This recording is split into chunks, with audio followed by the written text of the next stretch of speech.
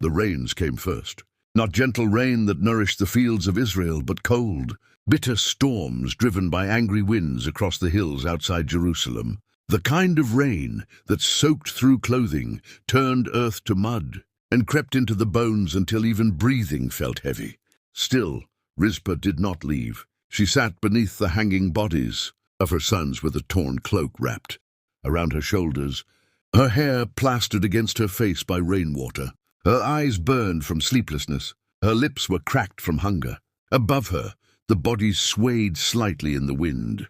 Every creak of rope felt like another wound opening inside her chest. At sunrise, vultures circled. At sunset, jackals waited in the distance, and every day Rizpah fought them away. She hurled stones until her arms trembled. She screamed herself hoarse at scavenger birds tearing through the sky.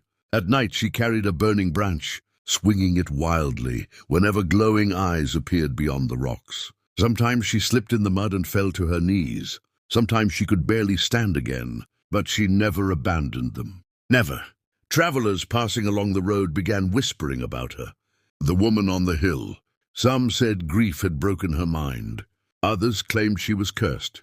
A few pitied her enough to leave scraps of bread or skins of water near the rocks before hurrying away in silence. But nobody stayed long. The hill frightened people. It smelled of death and guilt. Rizpah barely noticed them anymore. Her world had narrowed to two hanging shadows against the sky, her sons. Every morning she looked up at them and whispered their names as though speaking them could somehow keep them alive. "Forgive me," she would murmur. The words became part of her breathing. "Forgive me. Forgive me for surviving. Forgive me for not saving you." Some nights exhaustion overwhelmed her so completely that she collapsed beside the rocks and drifted into shallow sleep. But even then she startled awake at the flutter of wings. Always the birds, always the beasts, always the fear that her sons would be devoured before they could be buried with dignity. One afternoon, under the crushing heat of the dry season, Rizpah sat staring at the cracked earth and suddenly remembered laughter. Not death, not blood. Laughter.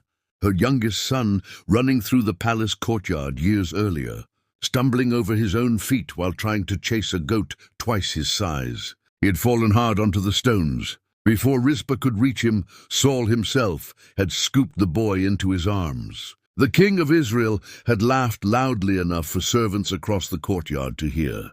"You run like a drunken camel," Saul had teased. The little boy had burst into delighted laughter, clinging to his grandfather's neck. Rizpah closed her eyes against the memory.